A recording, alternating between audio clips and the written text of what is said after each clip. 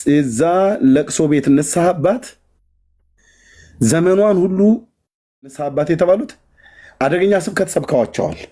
ድግሱ እንደዚህ ታይቶ የማይታወቅ ካደረግሽው መንግስተ ሰማያት ስፔሻል ክላስ ነው የማስይዝልሽ። አባትሽ በሲኦል አፈር ደቼ እየበላ ነው፣ አንቺ እዚህ ቄስ እንዳበያለሽ። አባቴ ሲሞት 40ውን ላወጣ ነው 80ውን ላወጣ ነው ገንዘብ ላክልኝ አለች። ሁላችሁንም ሰላም ብያለሁ። አጭር ደቂቃ ቢኒ ላይ አንድ ሀሳብ ልጨምር። ስለ ኢንደልጀንስ ወይም ፐርጋቶሪ ብዙ ማለት ይቻላል። ምናልባት የማታውቁ ሰዎች ላትኖሩ ትችላላችሁ። አንዱ ሉተር ከተቃወመው ወይም አንዱ ብቻ ሳይሆን በጣም ሜጀሩ ጉዳይ ዋናው አበይቱ ከሚባሉት ጉዳዮች ውስጥ አንዱ የተቃወመው እንግዲህ ይህንን ለነፍሳት የሚደረግ በቻሪቲ መልክ የሚቀበሉት ገንዘብ አለ። ያምን ሀሳቡ ምንድነው? እነዛ የሞቱባቸው ቤተሰቦች እነሱ ስርየት ያገኛሉ ለኃጢአታቸው፣ ካሉበት ስቴት ወደ ዘላለማዊ ህይወት ወይም ወደ እግዚአብሔር መንግስት ያሻግራል የሚል እምነትና ክደት ነው። ያው እንግዲህ እኔ እንኳን እምነት ማለት አልችልም። በዚህ አይነት ክደት ገንዘብን ይሰበስቡ ነበር። ይህንን አንዱ እኛም ዛሬ የምንቃወመው ሉተርም የተቃወመው ነው። አንዳንዶች ያ ስርዓት ቀርቷል ይላሉ። እሱን በዲቴል ማውራት እንችላለን ካቶሊኮች ካላችሁ። ግን ከዛሬው ርዕስ ጋር እንዲሄድ ይህንን ልበል። ያንን ስርዓት በእርግጥ የምታከናውነው ካቶሊክ ብቻ አይደለችም። ዛሬም ድረስ ኦርቶዶክስ ጠቅሳለኝ ያለች ታደርገዋለች። አሁንም ክፍት አደርገዋለሁ ለኦርቶዶክሳውያኖች ገብተው መወያየት እንዲችሉ። እንግዲህ እንደ ተቋም ቢሆን ያው እንደ ድርጅት ምናምን ቢሆን ሁለቱም ድርጅቶች ታሽገው ይህንን ያደረጉ የነበሩ ሰዎች በህግ ተጠይቀው በዛ ልምምድ ውስጥ የነበሩ ሰዎች በእስር ቤት መገኘት ነበረባቸው። ምክንያቱም የዘመናችን ከፍተኛ ውንብድና ነው ሲንስ ዴን ማለት ነው። ከዛ ጊዜ ጀምሮ እስከዛሬ ድረስ የሚደረግ ከፍተኛ የማጭበርበር ስራ ነው።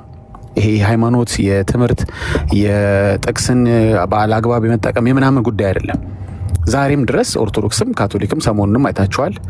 ዝም ብለን ሀሳቡን ከላይ የነካነው ነበር። ድብን ያለ ማጭበርበር የዘመኖችን ደንበኛ ሸዋሿ በደንብ ተቋም ደረጃ የሚደረግ እስካሁን ድረስ መንግስት እንግዲህ ኢንቮልቭ ያላደረገበት በዚህ ጉዳዮች ላይ ይገባል። የሃይማኖት ጉዳዮች ላይ አይገባም ማለት በእንደዚህ አይነት ማጭበርበሮችና በደሎች ላይ ጣልቃ ገብቶ መንግስት ምላሽ አይሰጥም ማለት አይደለም። መግባትም አለበት እና ለማታውቁ ሰዎች አሁንም ግልጽ ለማድረግ ቤተክርስቲያኒቷ ያው ትምህርቷ ላይ እንዴት ነው የምትለው? በተለይ ኦርቶዶክስ ከካቶሊክ ባለመማር ማለት ነው። ባለመማር ሌብነቱን ታዲያ እኔ ስለምን አልቀላቀለውም? ዘረፋውን ታዲያ እኔ ስለምን አልቀላቀለውም? ይሄ እኮ በጣም ምርጥ ሀሳብ ነው። ሰውየው እያለ የዘረፍ ነው ሳይበቃ ከሞተ በኋላ ከሱና ከቤተሰቡ ያለውን ጥሪት ማሟጠጥ የምንችልበት ምርጥ ሀሳብ ነው ብላ ቤተክርስቲያኒቷ ቅጽ አዘጋጅታ ልክ ካቶሊክ እንደምታደርገው ኦርቶዶክስም ቅጽ አዘጋጅታ ይሁን ለጥፈላችኋለሁ።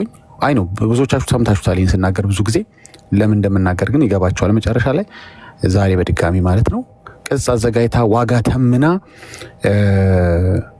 ፍትሐት በሚል ስርዓት ገንዘብ ትሰበስባለች። በመጀመሪያ ነገር ሁሌም እንደምናገረው በሐዘን የተመታ ቤተሰብን፣ በሐዘን ውስጥ ያለ ቤተሰብን ቤተክርስቲያን የምታጽናናበት ጥሩ እድል፣ የበለጠ ፍቅሯን የምታሳይበት፣ ያንን ቤተሰብ የምታበረታበት አጋጣሚ ነበር መሆን ያለበት እንጂ ከአንድ ሐዘንና ስትረስ ወደ ሌላ ስትረስ ቤተሰቡ እንዲሻገር የምታደርግበት ወይም በቀሪው ቤተሰብ እንዲጨነቅ የምታደርግበት ሞመንት መሆን የለበትም። ገብታ ካህናቶቿን ልካ ማጽናናት፣ መጸለይ፣ ማበርታት ነው እንግዲህ ያለባት። የሚያስፈልግም የገንዘብ ድጋፍ ካለ ያንን የገንዘብ ድጋፍ አድርጋ መርዳት ነበረባት። ሆኖም ግን ቤተክርስቲያኒቷ ጭራሽ ያንን አጋጣሚ በመጠቀም የግማሽና የሙሉ ፍትሐት በማለት ሂሳብ ተምና ለጸሎት የምታስከፍል የትኛው ሐዋርያ ያላደረገውን በድፍረት አድርጋ በአደባባይ በቀትር የምትዘርፍ ነች። ከዘረፋዋ በላይ በጣም ትልቁና ደግሞ በህግ የሚያስጠይቃት ነገር ምንድነው? አሁንም ላሳይ ይችላል። ይህን መረጃ ፍትሐቱን ስታደርግ እነሱ እንደሚሉት አይ እንግዲህ እግዚአብሔር ነው ወሳኙ፣ ያስገባዋል አያስገባውም፣ ጸሎታችንን ለምን ሰምቶ ሰውየውን ይምረዋል አይምረው የሚለው ለእግዚአብሔር የሚተው ነው የሚሉት እነሱ። እስቲ ግን እውነት ዶኪመንቶች እንደዛ ያሳያሉ ወይ? የቤተክርስቲያኒቷ ዌብሳይቶች፣ መጽሐፍቶች እንደዛ ነው የሚያሳዩት? በመጀመሪያ ነገርስ እኔ በሆን እርግጠኛ ላልሆነ ነገር ለምንድን ነው የምከፍለው? ቤተሰቦቼን ጎት አስገባልሃለሁ ብለህ ነው ብሩን የወሰድከው። አሁን መተህ ደግሞ ወንጌል አማኞች ያፋጠጡህ እንደ ድሮ ሳይሆን አሁን ደግሞ ቲክቶክ ከመጣ ጀምሮ እያዝረከረኩ ስለሆነ አይኛ እንደሱ አይደለም ውሳኔ እግዚአብሔር ነው ብለህ ገንዘቡን ስትወስድበት የነበረው ሞቲቭ መቀልበስ አትችልም። ኦኬ ምን ይላል? ለጥፈዋለሁ እዚህ ጋር ታዩታላችሁ። እንደዚህ ይላል ጸሎተ ፍትሐት ለበደሉት ስርየተ ኃጢአትን ይቅርታንና ረፍተ ነፍስን ያሰጣል። በደም ስሙኝ። ጸሎተ ፍትሐት ለበደሉት ስርየት ኃጢአትን ይቅርታን ረፍተ ነፍስን ያሰጣል። እንዲያሰጥ ለሚደረግ ልመና ነው አይደለም። እሱ ውሳኔው እግዚአብሔር ነው አይደለም። በእርግጠኝነት ያሰጣል ብላ 4 ነጥብ አስቀምጣ ነው ገንዘብ የምትቀበለው ቤተክርስቲያኒቷ። አንዴ ለሶስተኛ ጊዜ ልድገመው፣ በደንብ ስሙኝ። አሁን ካቶሊክና ኦርቶዶክስ እውነቴን ነው የምላችሁ እንደ ተቋም ቢሆን በህግ መጠየቅ ያለባቸው መዘጋት ያለባቸው ይህን ሲያደርጉ የነበሩ ሰዎች ላደረጉት በደልና ዘረፋ ኤክስፕሌን እንዲያደርጉ እስከ እስር ድረስ የሚያሳስራቸው የሚያስጠይቃቸው ጉዳይ ነው። ይሄ ዘረፋ ነው። ኦኬ ጸሎተ ፍትሐት ለበደሉት ስርየተ ኃጢአት ይቅርታና እረፍተ ነፍስን ያሰጣል። እንደዚህ ነው ግን የሚሉት ካህናቶች አሁን ቢገቡ ዲያቆናቶቹ ቢገቡት አይ ፍትሐት እንደሱ አይደለም፣ ልመና ነው፣ ጸሎት ነው፣ እንግዲህ ውሳኔው እግዚአብሔር ነው አይደለም። በመጀመሪያ ነገር ይሄ በራሱ እንደ ትምህርት ስታስቡት ከአጋንንት ጋር የተቀመረ ወይም ከአጋንንት ጋር የተከሸነ ትምህርት ነው። ሆን ብሎ አይዞህ አንተ ብቻ ሙት የሆነች ነገር የግማሽና የሙሉ ፍትሐት ገንዘብ ትተህ ወደ ኋላ ሙት እንጂ አይዞህ እያለ ወደ ሲኦል የሚነዳ የአጋንንት ልምምድ ነው። አይዞህ የሚል ኦኬ። ይህንን የሰማ ሰው በህይወት ዘመኑ ስለ ክርስትና፣ ስለ ቅድስና፣ እግዚአብሔርን ደስ ስለማሰኘት፣ በሐዋርያት ትምህርት ስለመኖር ምንም ግድ አይለውም። what's the worst thing? ሲኦል አይደል የምገባው? ለብዙ ሎጂኮች ይህን ተጠቅመንበት አሳይተናቸዋል። ከሎጂክ ባለፈ ያው መጽሐፋቸው ላይ የሰፈረ ጉዳይ ስለሆነ ማለት ነው።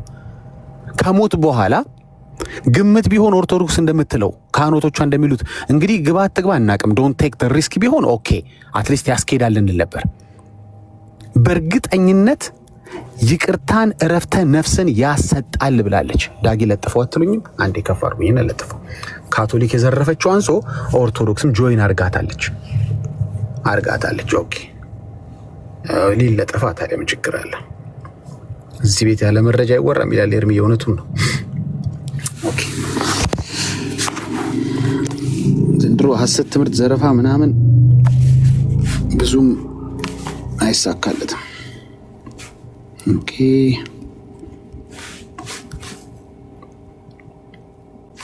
አብረን አንብበው። የፈረደበት ይሄ የማህበረ ቅዱሳን ዌብሳይት መቼም ቤተክርስቲያን እንኳን ዳውን ዘ ሂል እየፈጠፈጣት ነው ያለው። ይፈጥፍጣት ለነገሩ ጥሩ ነው። አዎ ቤተክርስቲያኒቷን እንደ ቤተክርስቲያን ሳይሆን ሐሰት ትምህርቷን ልምምዷን ማለት ነው እንጂ ቤተክርስቲያኒቷ ብትፈርስ ለኔ ምንም ወይም ለክርስቲያኖች ምንም ጥቅም ኖሮት አይደለም። መታወቅ ያለበት ግን ምንድነው ይሄው አይ እናንተ ያላችሁት እንግዲህ እግዚአብሔር ያውቃል ብላችሁ አይደል እንዴ? እሱ ይወስናል። ምንም እግዚአብሔር የሚያውቀውን ነገር እኮ እንድታውቅ የፈለገውን ዕውቀቱን ነግሮሃል። ሁሉን ዕውቀቱን አልነገረንም። እንድናውቅ የወደደውን ግን ነግሮናል። ማጭበርበር የለም። አንድዬ ያውቃል ብሎ ነገር የለም። አንድዬማ ያውቃል። እኛም እኮ አንድዬ አያውቅም አላልንም እኮ። የሚያውቀውንና የሚፈልገውን እንድትከተለው የሚፈልገውን መስመር አስቀምጦልሃል። ሐዋርያቶችም አድርሰውሃል። ከዚህ በኋላ ሌላ ውሳኔ ኖሮ ይሆናል። እሱ ቸር ነው። ቸርነቱ ደግሞ ሰው ሲሞት አይቋረጥም ሲል ነበር አንድ ሰው። በጣም ሲያስቀኝ ነበር ስትል ነበር አንዷ። እንዴ ቸርነቱ ማለት ፈቃዱንና ትእዛዙን መገልበጫ ነው እንዴ? መሰረዣ ነው እንዴ? አይደለም እኮ። ቸርነቱንም ይኸው ዛሬ መጠቀም ትችላለህ። ቸር ነው ቀመሱ ነው። ከሞቱ በኋላ መቅመስ የለም።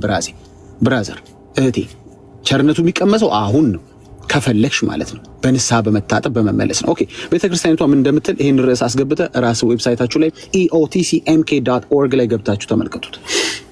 የማጭበርበር ዘመን አለቀ። ፍትሐት ማለት ከዚህ ዓለም በሞት ለሚለዩ ሰዎች በህይወት ስጋ ሳሉ ከሰሩትና ከፈጸሙት በደል እንዲነጹ ከማእሰረ ኃጢአት እንዲፈቱ ወደ እግዚአብሔር የሚቀርብ ጸሎት ነው። ጀስት ጸሎት ነው ነበረ። ኦኬ እንደዚህ ትሉ ነበር። ግን አሁን ከዛ እንዳለፈ እናረጋግጥ። ቤተክርስቲያን ለሙታን ጸሎት ፍትሐት እንዲደረግ ታዛለች። እሷ የማታዘው ምን ጉዳይ አለ? ብዙ ነገር እኮ ነው የምታዘው። አይገርምንም? ከየት እናመጣሽ ስትባል ነው እንጂ ችግሩ ማን ሲያረጋ አይተሽ ነው? ማን አዞሽ ነው ስትባል ነው መልስ የማይኖራት እንጂ ትእዛዝማ ብዙ አለ እኮ። ኦኬ እንቀጥል። ጸሎተ ፍትሐት ለበደሉት ስርየት ኃጢአትን ይቅርታን እረፍተ ነፍስን ያሰጣል። 4 ነጥብ ሊያሰጥ ይችላል። ያንድዬ ፈቃድ ነው፣ ያንድዬ ጉዳይ ነው አላለም። ካቶሊክ እንዳጭበረበረችው ኦርቶዶክስም እግር በእግር እያጭበረበረች ነው። አሁን ካቶሊክ ጥሩ ለውጥ ጀምራለች። ኮሪዲመርን፣ አብሮ አዳኝነትን፣ አብሮ ቤዛነትን ኡፉ ነው ስትል ኦርቶዶክስም ኡፉ ነው ማለት አለብሽ። እንግዲህ አይሽ እንጂ የማጭበርበሯን አይደለም መቀላቀል ያለብሽ፣ የማጭበርበር ስራዋን አይደለም መቀላቀል ያለብሽ። በቃ ተበልታችኋል፣ ተይዛችኋል፣ እጅ ከፍንጅ ተይዛችኋል። በህግ የሚጠይቃችሁ አታችሁ ነው እንጂ ይሄ ዴይላይት ሮበሪ ነው። በደንብ በአደባባይ ያለ ዘረፋ ነው። ቅጹንም ለጥፈዋለሁ እዚህ ጋር ሁሌ እንደማያደርገው። አሁን ከዚህ 363 ሰው ውስጥ ምናልባት 3 ሰው አዲስ ሰው ሊሆን ይችላል። ለነሱ ነግራቸዋለሁ። በቁምህ አይደለም ገና ሞተ ትዘረፋለህ፣ ገና ትዘረፋለህ። ለታቦት ለሻማ ለጥላ ለጃንጥላ ለምን ያወጣው ሳያንስ ኖረ በቁም ያወጣው ሳይሆን ገና ሞተ ልትዘርፍ ቅጽ አውጥታ የግማሽ የሙሉ ፍትሃት መጠን አስቀምጣ ለአባላት ለምናምን እያለች ይሄው ያዘጋጀችበትን ቅጽ አሳይሃለሁ። ምን ይሆናል ብላ ይቅርታና ረፍት ያሰጣል። በጣም የሚገርመኝ እሱ አይደለም እንደው በጣም የሚገርመኝ ኃጢአት ያለባቸው በጥሩ ምግባር ያልኖሩትን የኃጢአት ስርየት የማሰጣት ብቻ ሳይሆን እዛ ቤት የዘረፈው በጣም አናታቸው ላይ ስለወጣ ሲቀጥል ምን ይላል? ለደጋጎች ደግሞ ክብርን፣ ተድላን፣ እረፍትን ያስገኛል። አሁን ደግም ሆንክ ክፉ አንለቅህም፣ እንግጥሃለን ነው እንግጥሃለን። ዌብሳይቱ ኢኦቲሲ ኢትዮጵያን ኦርቶዶክስ ተዋህዶ ቸርች ኢኦቲሲ አንድ ወርድ ነው። ኤምኬ ኢኦቲሲ ኤምኬ ማህበረ ቅዱሳን .org ከዛ ሰርች ላይ ግቡና ይሄን ቃል አስገቡት። ፍትሃት ወር ጸሎተ ፍትሃት ምናምን ብላችሁ ታስገቡት ይመጣል። ይሄን ታይትል አስገቡት። ኦኬ። ስለዚህ ባጭሩ ምንድነው? ትግጣለች። በመልካም ሁኔታ የምትኖር በጽድቅ እንኳን ኖር ቢባል ማለት ነው። እንደሱም ኖረህ እንግዲህ ሸላሚው ማን ነው? ሸላሚው ማን ነው? በጽድቅ ለኖሩ ወንጌልን በትጋት ላገለገሉ ሸላሚው ማን ነው? ሪዋርዱ ማጋን ያለው ቤተክርስቲያን ጋር ነው ሪዋርድ ያለው አይደለም። ሪዋርዱ ያለው በእጄ ነው ያለው፣ በእጁ ነው። ሁሉን እንደ ስራው የሚከፍል እሱ ነው እንጂ ቤተክርስቲያን አይደለችም። ክብር የምታሰጥ ተድላ የምታሰጥ እረፍት የምታሰጥ ቤተክርስቲያን ጸልያ አይደለም። ግን ቤተክርስቲያኒቷ የመጋጥ ሱሷ አናቷ ላይ ስለወጣ አይደለም ከኃጢአተኛው ለደጋጎች ደግሞ ክብርን ተድላን እረፍትን ያሰጣል። ወንድሞቼ አይ ነው ከጥቂት ጊዜ በኋላ ይሄ ዘረፋ ያበቃል። አንደኛ ሰው መሮት ወይ መንግስት ጣልቃ ገብቶበት ወይ ደግሞ እንግዲህ እግዚአብሔር ባለው መላ ይሄን ዘረፋ ያስቆምልናል። እኛ ሰፈርን እየተቃወምን አይደለ? በዘይት በኩል ሲጋጡ የነበሩ ሰዎች እናስቆመን የለ? በገስታውስ በኩል አዎ፣ ቤተክርስቲያኒቷም አሁን ደግሞ በፍትሃት የምትግጣው ማቆም አለባት። እኛን ማስጎጥ መጋጥ እንዳስቆምን እዛም ማስቆሙን በቃ ታውት ብሎ ነገር የለም። ለሰው አንድ ጊዜ ሞት ከዛም በኋላ ፍርድ ተመድቦበታል ነው የሚለው የእግዚአብሔር ቃል ዕብራውያን 9:27 ላይ። አትግጠው፣ ይበቃል። ፍርድ ነው የተመደበው። ከሞተ በኋላ ጸሎት ተመድቦለታል አይልም? ፍትሃት ተመድቦለታል አይልም? እስኪ አስተያየት ይደረጋል፣ ይግባኝ ያስገባና እንደ ምንድነው ይሄ ፕሊዲል ምናምን ወይ ደግሞ አፒል ምናምን ብሎ ነገር የለም ብራዘር። ዋንስ ዩር ጎን ብሮ። አሁን ነው መወሰን የምትችል። ቸርነቱን ትፈልጋል፣ መቅመስ ትፈልጋል፣ አሁን ቀመሰው። ምሕረቱን ትፈልጋል፣ አሁን ያለው። ስለዚህ ካቶሊክና ኦርቶዶክስ ሲግጡ ኖረዋል። ስትቃወሟቸው በቃ እናንተ ስራችሁ መቃወም ነው። በቃ መቃወም። አዎ መቃወም ነው። አንዱ ስራዬ መቃወም ነው። እንዲያውም የማትቃወም ቤተክርስቲያን አይደለችም። ለምሳሌ ኃጢአትን የማትቃወም ከሆንክ አንተ ክርስቲያንም ቤተክርስቲያንም አይደለም። ያው ህብረቱን እኛ ቤተክርስቲያን የምንለው አለመቃወምን ራሱ ማለት መቃወም ራሱ ተመልከቱኝ። ፕሮቴስት ማድረግ በራሱ የአጋንንት ሐሳብ ነው፣ የአጋንንት ልምምድ ነው። ለምንድን ሰዎች ኃጢአትን፣ ክፋትን፣ እንዲህ አይነት ዘረፋን፣ ውንብድናን መቃወም አለባቸው? እንዲህ አንተ ሁሌ መቃወም ነው? አዎ። ኃጢአትን መች ተቃውሙ ተባልን? ሰኞ፣ ሮብ፣ አርብ። እስኪ ኦርቶዶክሳውያኖች ንገሩ፣ መች ነው ኃጢአትን የምትቃወሙት? ጠዋት ብቻ፣ ማታ ኤቭሪ ሰከንድ አይደል ኃጢአትን መቃወም ያለብን፣ ሐሰትን መቃወም ያለብን፣ ውሸትን መቃወም ያለብን። ኤንድ ሶ ኦን ገላትያ 5 ላይ የተዘረዘሩትን አየ። ስለዚህ ሉተር ትክክል ነበር ይሄንን ውንብድና ሲቃወም ማለት ነው። ተቃውሞ ግን ይሄው ዛሬም ልጆቹ ላይ አላቆምም። እኛም እንቃወማለን። አቤት ስራችሁ መቃወም ነው። አይ ሙሉ ስራችን መቃወም ብቻ አይደለም፣ ግን አንዱ ስራችን መቃወም ነው። yes we do ፕሮቴስት ማታረቅ ከሆነ ራስን ክርስቲያን ይብል እንዳትጠራ። አይ ከዘረፋው ጋር እጅና ጓንት ነን። ይደርሰኛል እኮ ዳጊ እንዴ ከፋኙ እኮ ነኝ በፍትሐት ሰፈር ምንድነው ሰበብ ካለው ትሩፋት የሚደርሰኝ ነው ማለት እኮ ነው። ማትቃወም ከሆነ አየህ የሆነች ነገር ቀምሳል ማለት ነው። ላንተም ትንሽ ጣብ ያደርጉልሃል ማለት ነው እንጂ ዘረፋውን ካልተቃወም ይሄው አሰጣለሁ እያለች እየዘረፈች ነው። ህዝቡን ግን ምንድን ነበር የምትሉት? አንድ ያቃል እሱ ወሳኙ እሱ ነው፣ በሱ ስራ አንገባም ስትሉ አልነበር? ገብታችሁ ወስናችኋል፣ ለደጉም ለክፉም። በጣም አናታችሁ ላይ ስለወጣ ከደጉ ራሱ ልትበሉ ፈልጋችኋል። እግዚአብሔር ይገስጻችሁ። ስለዚህ እጅና ጓንት ተያይዘው የሚግጡ ሁለት ተቋማት ናቸው። ተነቅቶባችኋል፣ መረጃ ይሄው ቀርቦባችኋል። ቅጹን አስቀምጣለሁ፣ ታቆማላችሁ። ዋጋ አስቀምጣችሁ ይሄው አንዴ እሱን ላስቀምጥና እኔ ላብቃ። ይሄንን ካስቀመጣችሁ በኋላ ወደ ኋላማ አይቻልም። ንስሐ ብቻ ነው ይሄ ሁሉ ነገር የሚያስተካክለው። እግዚአብሔር ይገስጻችሁ በኢየሱስ። አናታችሁ ላይ ነው የወጣው። ይሄው አሁን ይሄም ላይቭ ገብቶ መታየት የሚችል ነገር ይሄው ፕራይሱ ከታች ተቀምጦላችኋል። አስቀምጣ። አቅም ካለ የግማሽ ማን ነው የሙሉ ከሌለ የግማሽ አለቀህ ነው የምልህ። በዚህም በዛም እግጣለሁ ነው የምልህ። አላጽናናህም። ቤተሰብ ሞቶብሃል አውቃለሁ።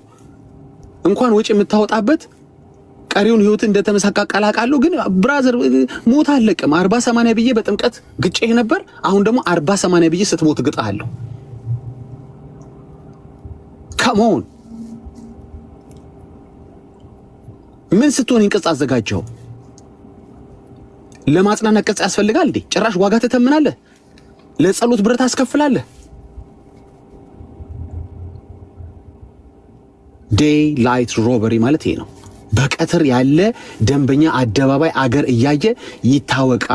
እኔ ብቻ ነኝ እንዴ የምበላው? ካቶሊክ ስትበላ የለ እንዴ እያልክ ዘረፋ ነው። ስለዚህ በቁምህ አይደለም ኦርቶዶክስ አይሆነ ከቀጠልክ ሞተህም ገና ትዘረፋታለህ። it's not about money bro። ስለ ገንዘብ አይደለም ማወራው። እኔ የሚሰጡ የውሸት ቀቢጸ ተስፋ የዘላለም ህይወትን ማሳጣቱ ነው የሚያናድደኝ እንጂ ገንዘብ ምን ገንዘብ ኖረ ሄደ ምንም እኮ ችግር የለው።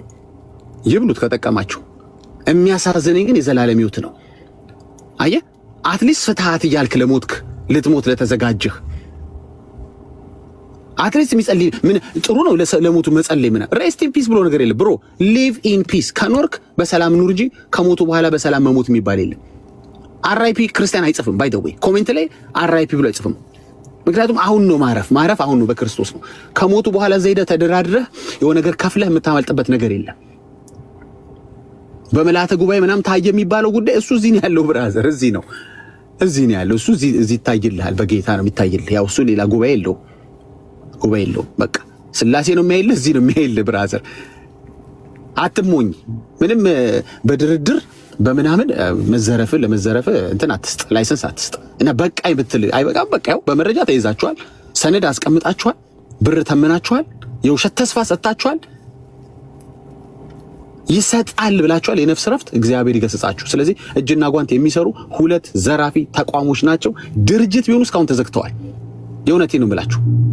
አሁንም ቢሆን አላውቅም የሚቀጥለው አካሄድ። እውነት መንግስት ቢገባበት ይሄን ነገር ምን እንደሚሆን አላውቅም።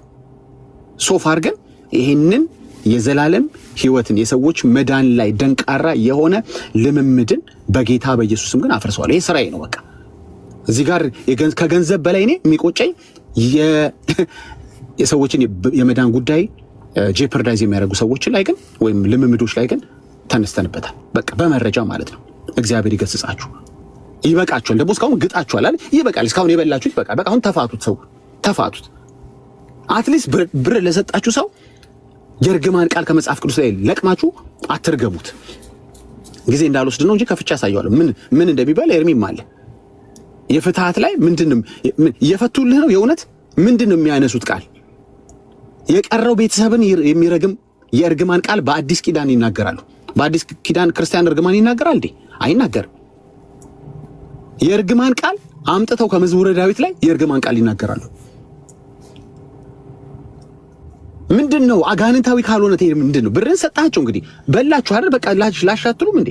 ብርም ወስዳችሁ የውሸት ተስፋም ሰጣችሁ አጭበርብራችሁም እንደገና እርግማን እኮ የሌለ እኮ ነው። አንድ ሌባ ደብድቦ ሲወስድ አስባ ዘርፎም ተመልሶ መጥቶ ስልክን ከወሰደ በኋላ እንደገና በቦክስ እንደማለት እኮ ማለት ነው። አይ ብር ብቻ አይደለም እኮ የሚበላው እንዴ፣ የሚበላውስ መብል የሚዘጋጀውስ ዳጊ መጠጡስ ቢሆን እሱን ቆስጣ አስበዋል። ወደ ብር ብታዞሩ ታዲያ ኤርሚ ሂድበት። በቃ እኔ በቃኛል። ተባረኩ። እና ካቶሊክና ኦርቶዶክስ እንግዲህ እጅና ጓንት እንደሆኑ በዘርፊያው የሚታወቅ ለማለት ነው። ቴንክ ዩ ኤርሚ፣ በትልቁ ና ኤርሚ። ኦኬ እሺ፣ ቴንክ ዩ ዳግሻይ። እንግዲህ ይህን ነገር ደጋግመን ተናግረናል። የሰማም ሰምቶ ያስተውላል፣ ያልሰማም ደጋግሞ ይሰማል። መቼም ክርስቲያንና አንድ ቀን ከተኙበት መንፈሳዊ እንቅልፍ ውስጥ ሲወጡ ሲነቁ ምን እየተከናወነ ነው? ምን እየተደረገ ነው? ወዴት እየሄድን ነው? ምን እየሰራን ነበር? ምን እየተሰራብን ነበር ብሎ የሚለውንም ሰው ከተኛበት ነገር ሲነቃ ነው። እውነቱን ልንገራችሁ፣ እንደ ሃይማኖት ቤት መንፈሳዊ እንቅልፍ የሚያስተኛ የለም። ሰው በስጋው ብቻ አይደለም የሚተኛው። ነፍሴ ተኛች አንቀላፋች ይላል ዳዊት። ነፍስ ትተኛለች ጨልጥ ብላ እና ግን ነፍስ የምትነቃው በምንድን ነው? እግዚአብሔርን ቃል ስትሰማ ነው። የእግዚአብሔርን ቃል የማይሰማ ነፍስ የማይሰማ ነው ሰው በመንፈሳዊ እንቅልፍ ውስጥ ተኝቷል። መድፍ ብተኩስበት አይነቃም። ኒኩለር ብታፈነዳም አይነቃም። በቃ እሱ ተኝቷል። ቅድም RIP እንደተባለው ለጥ ብሎልሃል።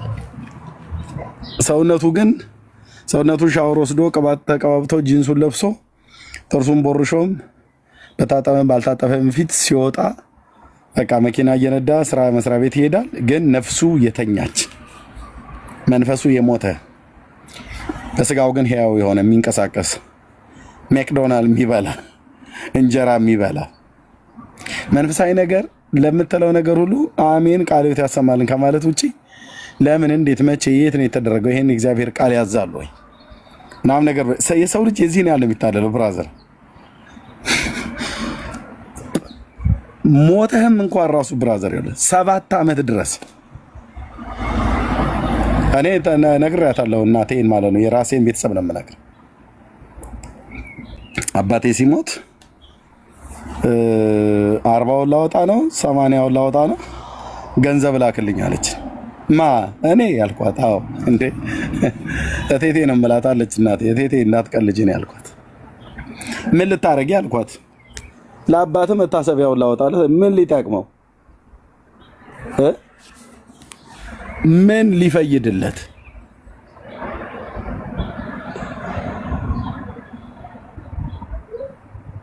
ቆይ የእውነት ለመናገር ምን እንደሚጠቅመው እኔ እኮ በደንብ ጥቅሙ እኮ አልታይ ብሎ ስላለኝ ነው። ሊያሳየኝም የሚችልም ሰው የለም። ሌሎች ወንድሞች እናቶች ከሰጡሽ አንቺ ማድረግ ትችላለሽ፣ ግን እኔ ልንገርሽ አልኳት። ለአንቺ ቡና መግዣ ምናምን ነገር እናቴ ነሽና እልካለሁኝ። እሱንም አሁን አላደርገውም። አሁን ብልክልሽ ለቡና መግዣ ብለህ ላክልኝ ብለሽ ብትይ ብልክልሽ አንቺ ለቄሶች ወደ መሙያ ልትደግሽበት ነው። እሱ ካለፈ በኋላ እልክልሻለሁ የምታረጊውን ካረግሽ በኋላ እያልኳት አባዬን ግን ምንም አይጠቅመውም። የሚጠቅመውን ነግሬዋለሁ።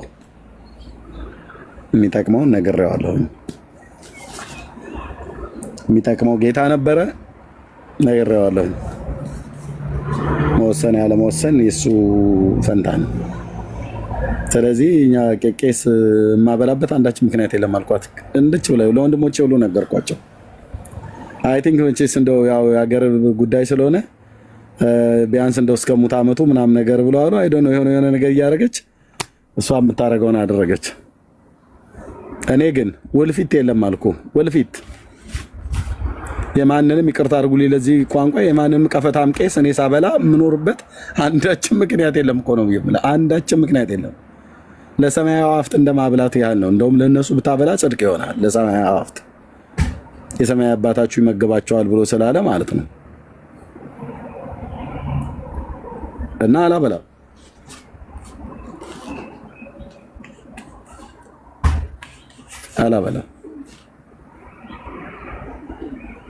አንዳንዱ እኮ እናቴ ጉዞ ፍታት ይላል ምን ይላል ስንቶ ያለውን ኪሳራ ማለት ነው። ሞተህም እስከ 7 ዓመት ድረስ እኮ ይበላል። እዚህ ውስጥ እስከ 7 ዓመት ድረስ ለሞተ ዘመዶቻችሁ ተስካሪ የዘከራችሁ በየዓመቱ ሙት ዓመቱ መታሰቢያ እያደረጋችሁ ያበላችሁ በደንብ ድል አድርጎ ሳይ ወለተ ስላሴ የተባልሽ ያበላችሁ በድሮ ዘመን እንኳን ያላችሁ አንዳንድ ቁጥር ሲማን 77 ቁጥር ጻፉ። 77 ቁጥር ጻፉ። ያኔ ባለማወቅሽ ወራት ነው ያደረግሽው። እልልታ አብለተሻል እቴ የኔ እህት ወዲያ ራስ አንተማ በይም ነበርኩ እንዴ? አንተማ ዲያቆን በይም ተበይም ሆነ ነው ሁለቱ ዲያቆን ሁለቱንም ነበር። ዲያቆንማ ቶ አብልተናል ተበልተናል እንደዛ እንደሱ ጽፎ ይሻላል።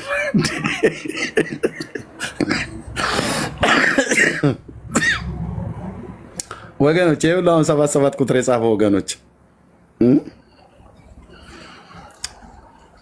ስለመቱት ዘመዶቻችሁ እናዝናለን።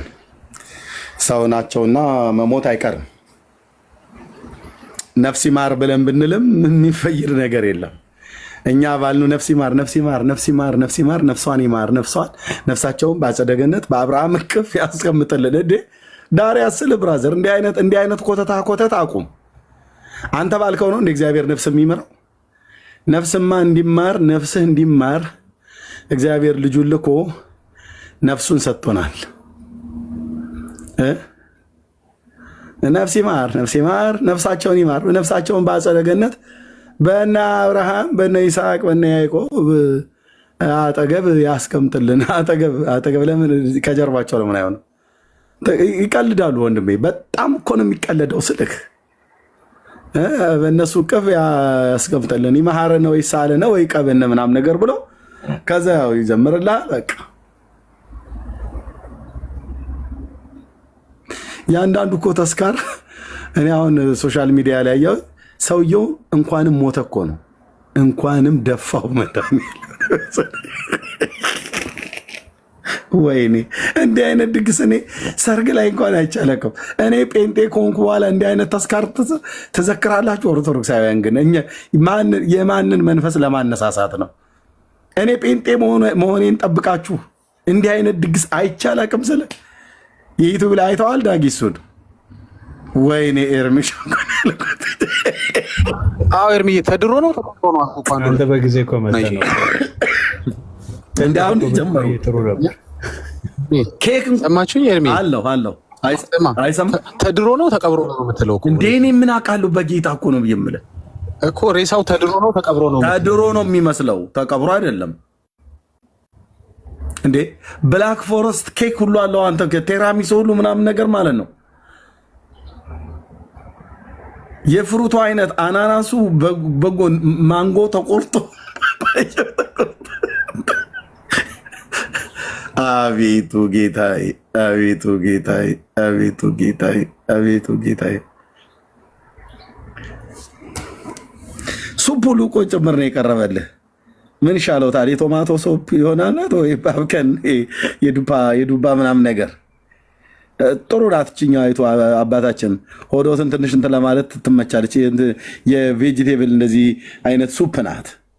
እስቲ ችን በመጀመሪያ የወሰዱ ተብሎ ማለት ነው። ተው እባክህ ዴዘርትና ዴዘርት እኔ ይምታታብኛል። በረሃውና ይሄ የምግብ እንትኑ እንግሊዝኛው ላይ ብዙ አላርፍም እና ቶ ዴዘርት ምና ዴዘርት ቶ ብራዘር ኤርሚያው ችግር ነው።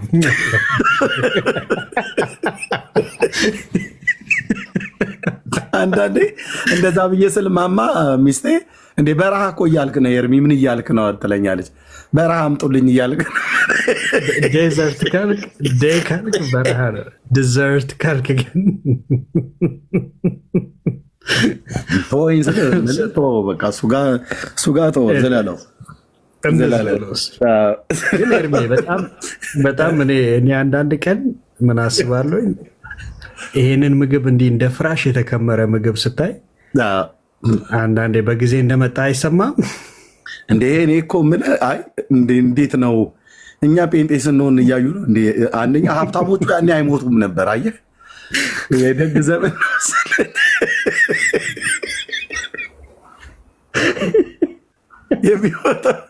የሚሞተው ድሃ ነበረና ወይኔ እንትን አላልኩም እና ሀብታሞቹ አይሞቱም ነበር። አሁን ጴንጤ ሲሆን ሀብታሙ እየሄደ ይገነደስልሃል።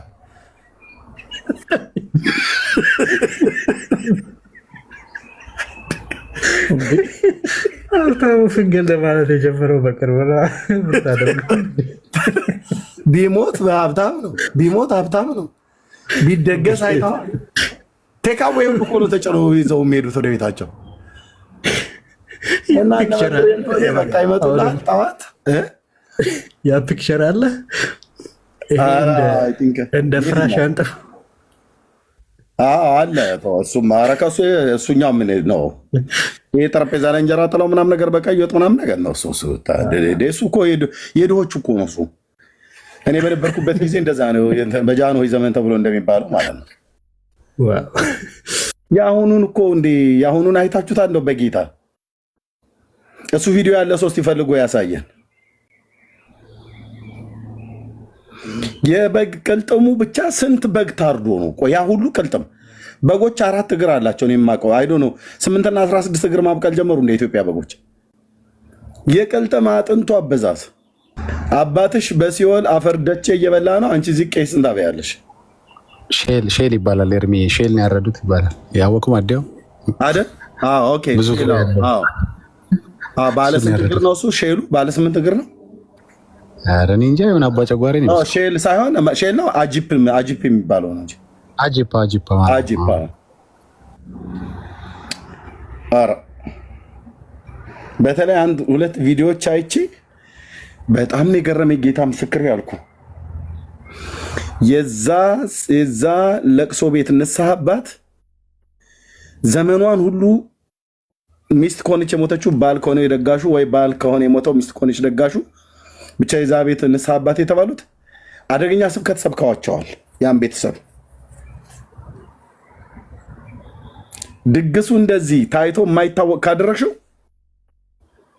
መንግስተ ሰማያት ስፔሻል ክላስ ነው እኔ የማስይዝልሽ ብለው እንደሰበኩ ነው እኔ የምጠረጥረው እንጂ ሰው መቼም ያንን ያህል ድግስ እኮ አልኩ በጌታ በኢየሱስ ክርስቶስ ያለማጋነን። እኔ በዘመኔ እንደዚህ አይነት ድግስ አይቻላቅም። ጌታዬ ኢየሱስ ምስክር ነው አልኳችሁ፣ አይቻላቅም። እንደኛ ገጠር እኮ 3 አይነትና 4 አይነት ወጥ እኮ ከመጣልን እንዲመሰለ እንደ ምናምን ነገር እኮ እያልን የምናገደው 4 አይነት ማለት ነው። ምንድነው ዝግን፣ ቅቅል፣ ቀይ ወጥ፣ ምንቸት ምናምን ነገር ብለው በቃ እንደዚህ ከመጣልን ግማሹም ክክ ነው። እና እሱ ነበር ዘኛ በጣም ቤት ያያከዲ ምናምን ነገር ብለን እንል የነበረው። አዲስ አበባ ስገባል ብራዘር እኔ እንኳን በወቅቱ ያየሁት 8-10 ምናምን ነገር አይነት ነው። ይሄኛው እኮ 8-10 እኮ አይደለም። አሁን ምን ያደርጋል ብላክ ፎረስት ኬክ ብራዘር ሙት ዓመት መታሰቢያ ላይ ቴራሚሶ ይሻለውታል። ብፁዕ አባታችን አይስክሪም ወይኔ አይስክሪም ሁሉ እያያዙ ማለት ነው። እንደ ጀላቲ እየመጠጡ እየላሱ ነው የሚወጡት። ለምንድን ነው ግን ማሰሙት? ቆይ ኢትዮጵያውያን ለምንድን ማሰሙት? ኤርትራውያን ለምንድን ነው የማትሰሙት? እኮ ነው ብዬ የምልሽ።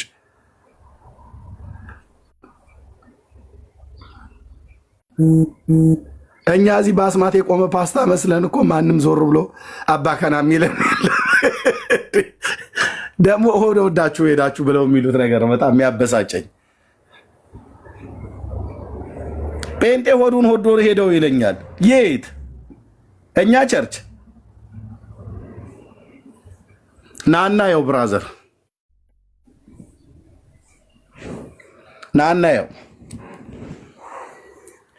የፈለክ ቀድሳለሁ ብለህ ብትል ስትወጣ ምናልባት ከራሩልህ 1 ሚሪንዳ ከአቦወለድ ብስኩት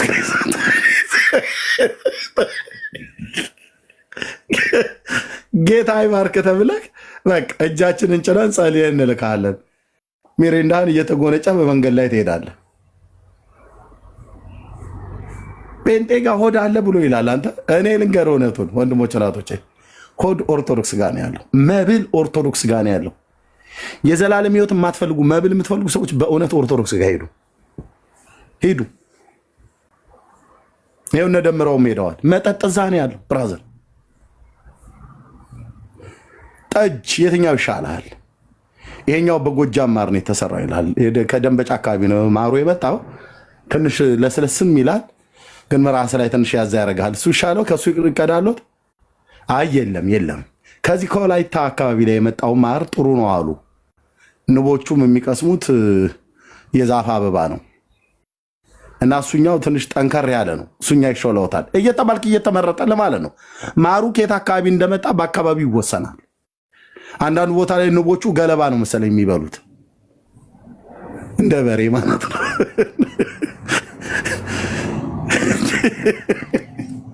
ኤርሚያው እኔ እኮ አንዳንዶችን ለምንድን ነው ይህንን አርዕስት ግን ዳጊያውን ወደዚህ ውስጥ ጨምሮ ትዝታዬን የሚቀሰቅሰው? ቢኒ ለምንድነው ቤቱን የለቀቅለት? ዳጊ ነው ይሄ ሁሉ አሁን እሱ ነው ፍትሀት ብሎ አሁን አርዕስቱ እኮ አለ። ባለፈው ልጀምር ሁሉ ነበር ያንን ቢዝነስ ፍትሀት የሚለውን ጸዳ ያለ ገንዘብ ያስገባል።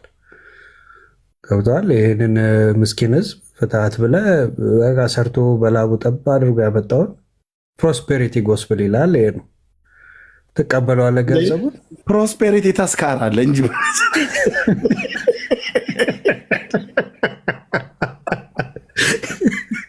ዳጊ አንድ ቦታ ላይ ፕሮስፔሪቲ ተስካራለ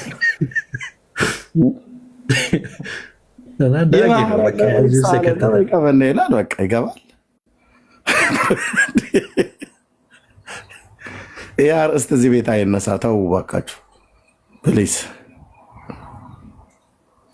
ተውት፣ ይሻላል። ግን አይለቁህም። ጌታ ምስክር በደንብ ነው የምትበላው እስከ 7 ዓመት ድረስ ሞታም እኮ ነው የምትበላው። ይህን ሳስብ አንድ የገጠር አባቶች የሚናገሩት ነገር አለ።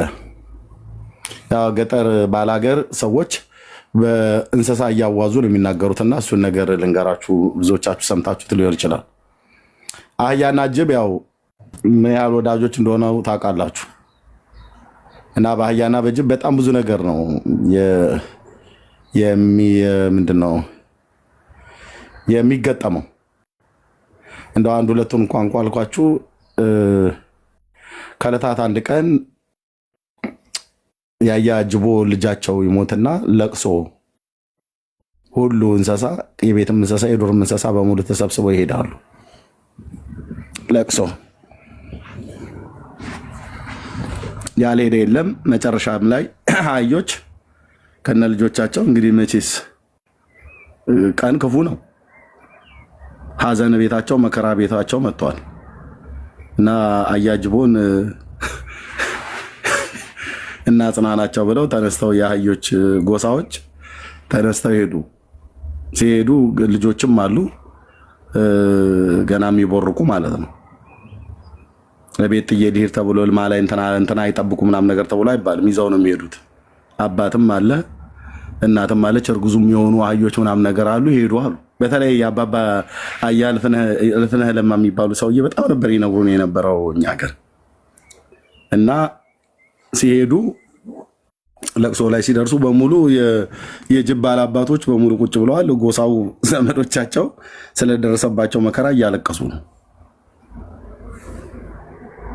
እና አህዮችም እያለቀሱ ደረሱ።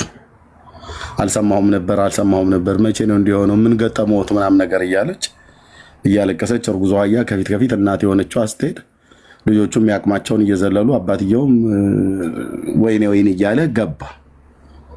እና በጣም የሚገርመው ግጥሙ ነው። በጣም እንትን ያለች ያው ጅብ ሲጸዳዳ ጥቁር አይደለም ነጭ ነገር ነው የሚጸዳዳው። ለሚዲያ ፍጆታ ለሚዲያ ስለማይመጠልተው እና ነጭ ነው። ያው ካካው ነጭ ነው የጅብ። እኔ ለምን እንደዛ እንደሚሆን አይዶ ነው። ምንም ነገር ይብላ ግን ነጭ ነው። ኖራ ነው የሚመስለው ዶክሊ እና አያይቱ ገብታ ወደ ሀዘኑ ቦታ ላይ ደርሳ ስታለቅስ ምን ጥቁር ቢበሉ ምንድነው ካካዎ ነጭ ነው ካካዎ እንደ አይነት ነው። ያው ያኛውን ቃል መጠቀም ስላልፈለኩ ነው አይደለም። ያንን ጋራ ዞሮ ይሰማል ድምጾ ምን ጥቁር ቢበሉ ነው ካካዎ፣ ኧረ የእርሶ ልጅ ምን አገኘቦ ብላ ግጥሙ ላይ ለቅሶ እንጉርጉሮው ላይ አህያዋ አለች አሉ እና እየተንጎራደዱ ነው የሚያለቅሱት። ሲጮሁ ያንን ጋራ ዞሮ ይሰማል ድምጾ ምን ጥቁር ቢበሉ ምንድነው ካካዎ ነጭ ነው ካካዎ፣ ኧረ የእርሶ ልጅ ምን አገኘቦ ምንድነው የተገኘው ብላ እያለች ስታለቅስ ጅቡም ቁጭ ብሎ የሆነ አለ ሌላውን ግማሹ ረስቸው ነው እና ጅቡ የሟቹ ቤተሰብ ዋናው ተነስቶ አንቺም አልሽ እኛም ሰማንሽ የመጣው እንግዳ ምን ይብላ ብለሽ ነው እስካሁን የቆያችሁት አይነት ነገር ነው። ዘግይተው ነው የደረሱት። የመጣው እንግዳ ምን ይብላ ብለሽ ብሎ መለሰላት ብሎ ከዛ በኋላ እንግዲህ ለሰርጉ የታደመ በጣም ብዙ አለ እዛ። ሁሉም እያንዳንዱ በየፊናው ያስተብሎ ግማሹ ግልገሎቹን፣ ግማሹ እርጉዟን፣ ግማሹ ብሎ ያው ለሀዘኑ የመጣው ሰው ምግብ ሆነው ቀረቡ ይባላል። ሌላኛይቱ ብሄልች ነች። ቀጥሎ የሚናገራት ከተስካር ጋር የምታገናኘው ሁሌ ወደ አይምሮ ብልጭ የምትልብኝ የአባልፍነህ ንግግር ማለት ነው። አህያና ጅብ ያው ይፈላለጋሉ በገጠር። አንዴ መሽቶ ጅብና አህያ ተገናኙ። ብዙ ጊዜ በለስ ቀንቶት የሚበላው ጅብ ነው አህያን የሚበላው። የዛን ቀን ግን ሲገናኙ በለስ ቀንቶ መንከስ በመጀመሪያ መንከስ የነከሰው ጅቡ አህያውን ሳይሆን አህያው ጅቡን የነከሰው። አህያው ጅቡን ጥርቅም አድርጎ ነክሶት ያዘው።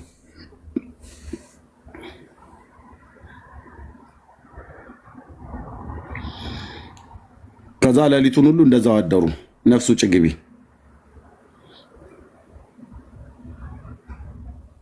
ከዛ በሆነ ምክንያት ብቻ ለቀቀው። ሲለቀው እየሮጠ ጅቡ አህያውን እየተከታተለው ሊደርስበት አልቻለም። አንዴ ከለቀቀ ከጥርሱ ካመለጠ ጅቡ እንደሚበላው ስለሚያውቅ አህያው ቀድሞ ከሚሮጥበት ፍጥነት በላይ ነው የሮጠው እና ሮጦ አልደረሰባትም። ከዛ ምን አለ ይባላል በሰውኛ ቋንቋ ማለት ነው። ጅቦችና አህዮች እንደዚህ አይናገሩም። ግን አህያ እኔ ከሞትኩ ሰርዶ ይብቀል ብላለች ይላል። ኖ ሰዎች ናቸው ያሉት። እኔ አህያ ከበለዓም አህያ ውጭ በሰው ቋንቋ ስትናገር ሰምቼ አላቅም። ይህንን በኦርቶዶክስ ቤተክርስቲያን ሁሉ ጭምር ነው የሚነግሩ። ያው ተረቱ እዛ ቤት ነው ያለው። ተረት እንደ ጉር ነው። በችርቻሮ በጅምላም ይከፋፈላል። እና መጨረሻ ሮጦ ሊደርስባት ስላልቻለ እንዲህ አላት ይላሉ። ብትሞቺም የኔው ነሽ ብትቆሚም የኔው ነሽ ብሎ አላት ይባላል። በእውነት እንደዚህ አላት ይባላል። አህያዋን ጅቡ ሮጦ ሲያቅተው መድረስ ሲያቅተው ብትቆሚም የኔው ነሽ ብትሞቺም የኔው ነሽ፣ ያው ማንም የሚጋራኝ የለም ነው። ግን ክፋቱ ይሄ ጅብ እንደዚህ እንዳለው አይደለም። አሁን ቻይናዎቹም ገቡ፣ አበሻው ሙሉ እየጨፈጨፈ ነው አሉ። የአህያ ስጋ ሸጋ ነው ጥብሱ፣ ቃሪያ ትንሽ ከገባበት ምናምን ነገር እየተባለ ሲባል ሰምቻለሁ። አልሰማችሁም? ኢትዮጵያ እንደዛ ቄራ ሁሉ ተዘጋጅቷል እኮ አሉ። ይሄንን እኮ ግጥም መጨረስ ትችል ነበር። መጣለ ግጥሙ አንተን እንደ ገጠምከ ዞረሽ እበላለው ተስካረሽ ብለህ ከተጨርሰውና ቆመሽም የኔ ሆነሽ ሞተሽም የኔ ሆነሽ ብሎ የሚለው ቃል በጣም ይመጣል። ያለ ቆመውም የቁም ተስካርን አያቴ ያድርጋለች። የአባቴ እናት ከመሞቷ በፊት ዘውዴ ፋንታዬ ትባላለች። የቁም ተስካር እናቶቻችሁ አባቶቻችሁ ሲያበሉ የምታውቁ ስንቶች አላችሁ? ሳይሞቱ በፊት 77 ቁጥር ጻፉልኝ። የቁም ተስካር እንደኔ አያት ያወጣችሁ ሩታዬ ታስታውሻለሽ አይደል? አዎ የቁም ተስካሪ ያወጣ ዘመድ የለው ሳሚ ያ በጣም ብዙዎች አላቸው። የቁም ተስካር ማለት የኔ አያት አብልታለች።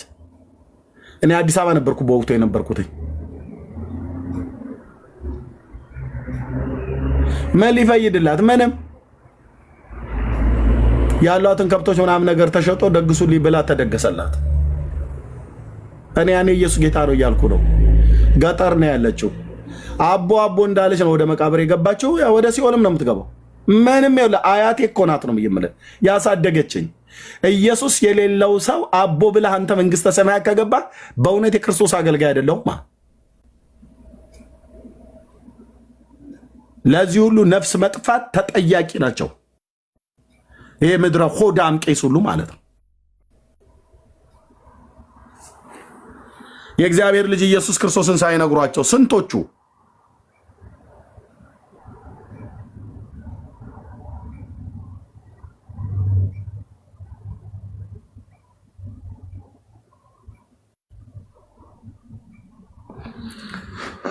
ሞቱ። ስለዚህ ብትቆም የኔ ሆነሽ ብትሞችም የኔ ሆነሽ ሚንስ የጅቡ ለኦርቶዶክስ ካህናት ብራዘር ብትቆምም የነሱ ነህ። የቁም ተስካሪ ያስወጣዋል። ትበላለህ ማለት ትበላለህ ማለት መጨረሻስ ሞተህም እስከ 7 ዓመት ድረስ ጸሎቱን ተው። መዝሙረ ዳዊት ላይ የሚደገመው 150 ተብሎ የተባለው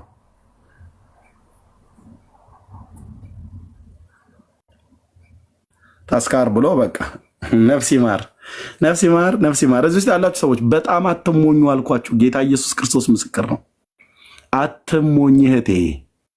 እንትና የሚባል ሰውዬ አንቺ ወረቀት ጽፈሽ የአባትሽን የሙት ዓመት መታሰቢያ ስላበላሽ እነሱ ነፍስ ይማር ብለው ስላሉ ጌታ ኢየሱስ ክርስቶስ ውይ አቶ ዘርጋው ነፍስ ይማር ብለዋልና ነፍሳቸው ልማር ብሎ አይማርም። ነፍሳቸው ለሰው አንድ ጊዜ መሞት ከዛ በኋላ ፍርድ የተመደበው ከዘላለም ፍርድ መዳን በእግዚአብሔር ልጅ በኢየሱስ ክርስቶስ አምኖ በስሙ ንስሐና የኃጢአት ይቅርታን አግኝቶ መትረፍ እንጂ ባበላችሁትና ባጠጣችሁት የሚተርፍ የለም።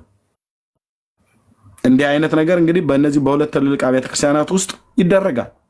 በዚህ ተጠቃሚው ማን ነው? ራሳቸው። የሚከፈል ገንዘብ አለ። አየው።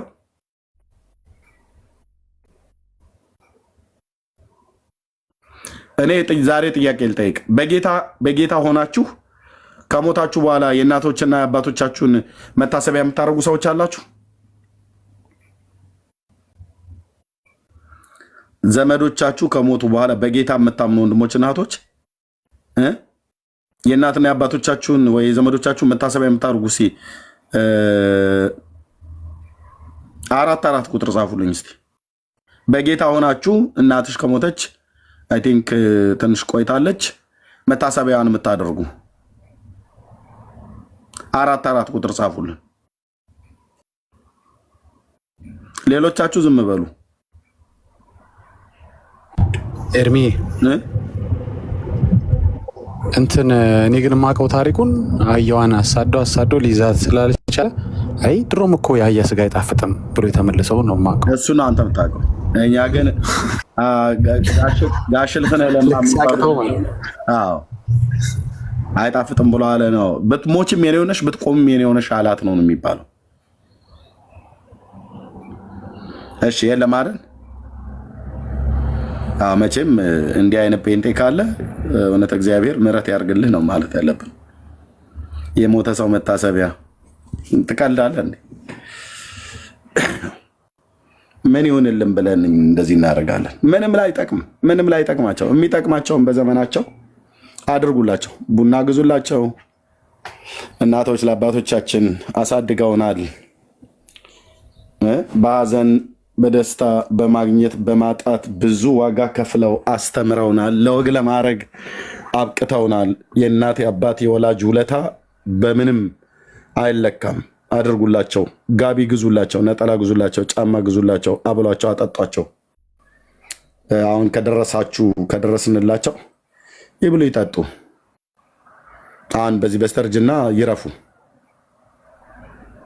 በእውነት ይሄንን ማድረግ እጅግ እንዲመርቋችሁ ልጆቻችሁን እናንተን እንዲመርቁ አድርጉ። የበረከት ቃል፣ የምርቃት ቃል፣ የእናት ቃል፣ የአባት ቃል አይገኝም። የአያት ምርቃት አይገኝም። በእውነት ነው ብዬ የምላችሁ። በጣም ይህን ፕሪንስፕል እንዳትጥሉ። እናትና አባትን አክብር ብሎ የሚለው አክብሮታችንን የምንገልጠው አንዱ ካለ ላይ በመስጠት ሁሉ ጭምር ነው። እድሜ በምድር ላይ እንዲረዝም ይላል። የእናት ምርቃት፣ የአባት ምርቃት ብራዘር፣ የአያት ምርቃት የፈለገ ሃይማኖት ውስጥ ይሆኑ እናቶቻችሁ ሙስሊሞች ሊሆኑ ይችላሉ። ማነው አባትህ ሙስሊም ሊሆን ይችላል። ኦርቶዶክስ እምነት ተከታይ፣ ካቶሊክ፣ አይሁዳዊ ሊሆን ይችላል። በጌታ ስም ይመርቋችሁ።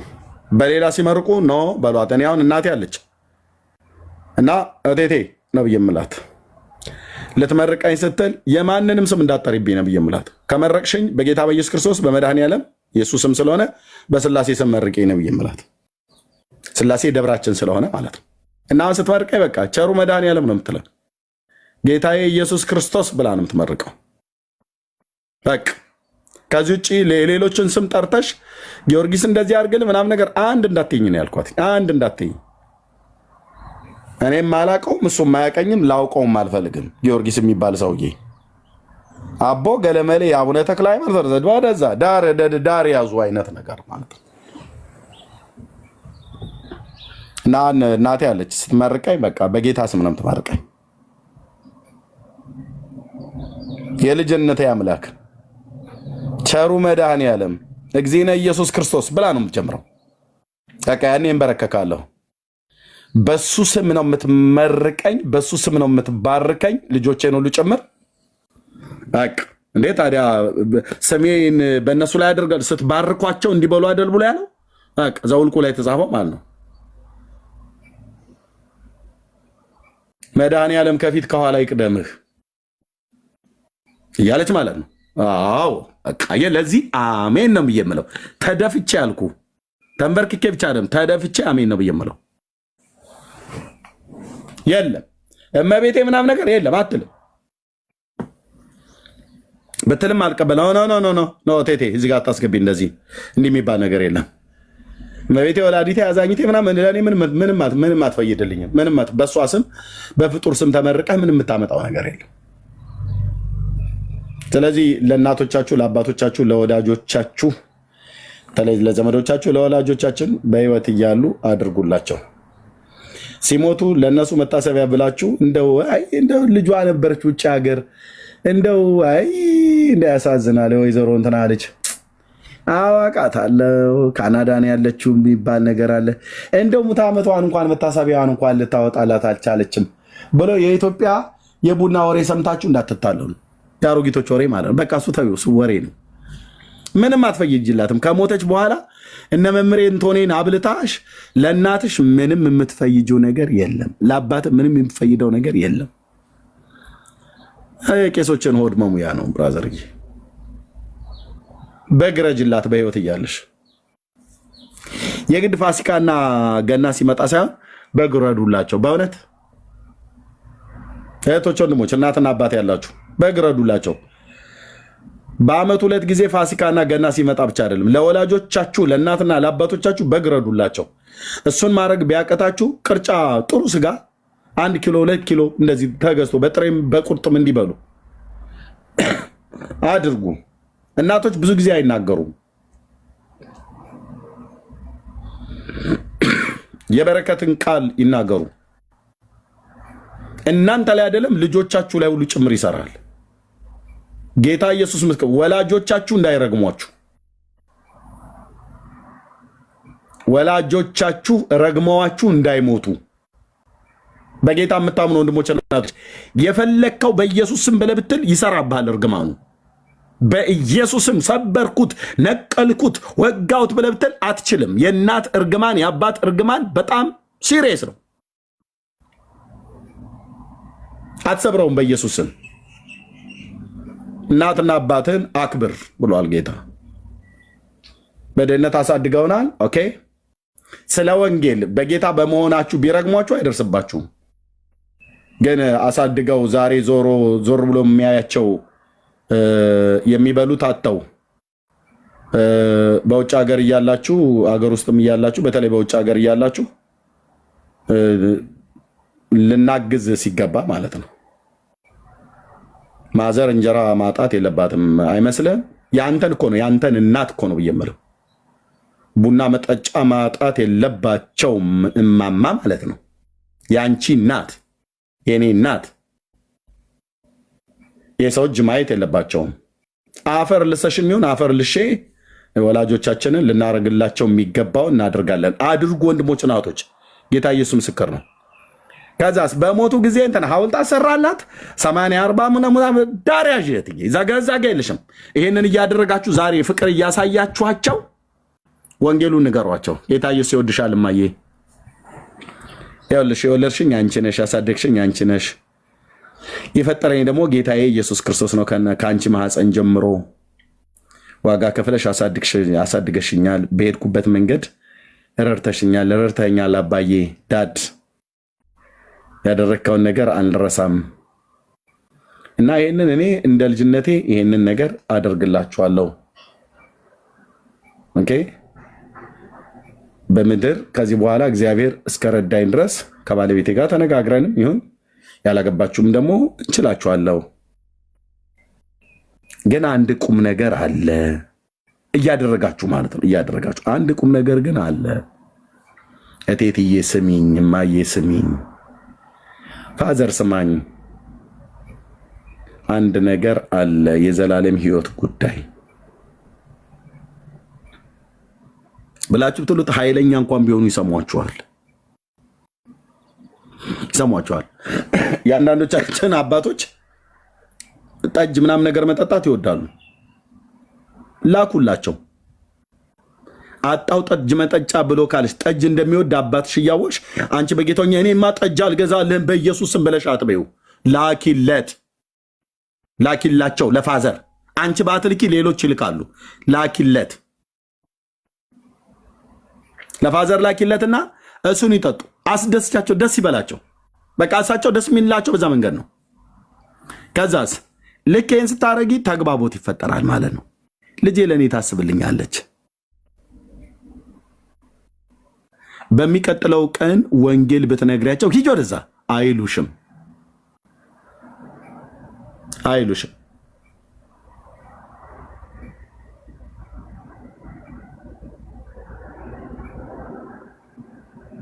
ቴንኪዩ እህትዬ ተባረኪ። ጆይ ቲዩብ ቤት ገዝቼላት አከራይታ ትኖራለች። ኤርሚዬ ቴንኪዩ እህቴ። አንቺ አሁን ይኸውልሽ እህቴ እናትሽ በምን ያህል ደስታ እንደሚኖሩ ማለት ነው። ልጆችሽን ዘር ትውልድሽን ነው የሚባርኩት። ይሰራል ደግሞ የአፋቸው ቃል ይሰራል።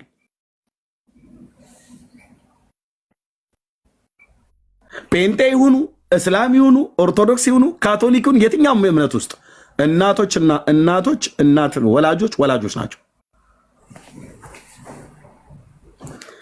ጌታ እግዚአብሔር የጴንጤን ትዳር ብቻ አይደለም የሚያከብረው ታውቃላችሁ አይደል?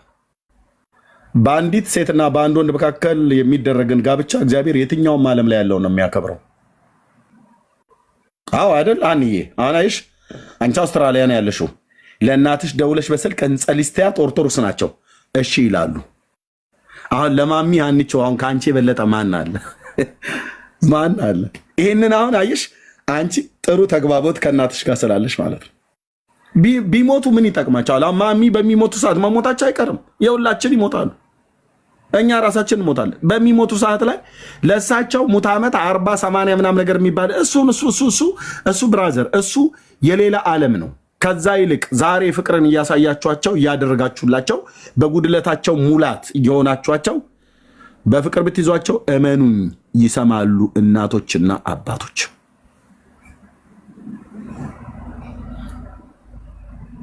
በጣም ነው የሚሰሙት። አውሬ ናት ብለሽ የምትያት እናትሽ ትሰማሻለች። በጎነትን አሳየዋቸው። ይብሉ ይጠጡ፣ በእውነት ይብሉ ይጠጡ። የአንዳንዶቻችን እናቶች ፊታቸው ላይ የወጣ ማዲያት እንኳን እስካሁን ድረስ አለ። ታውቃለህ?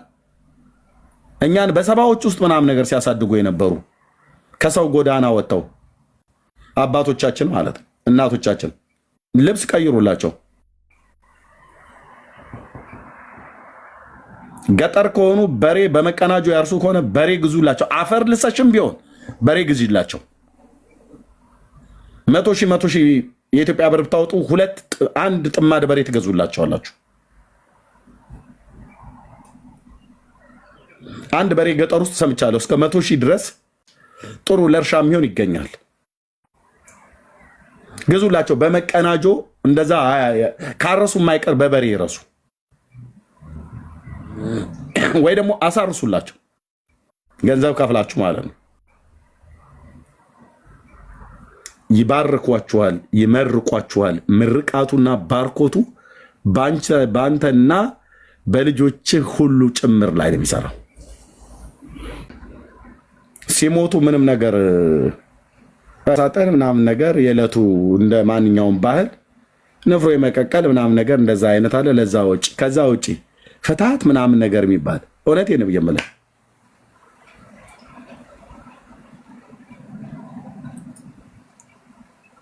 ደርሻ አይልም አልኩ።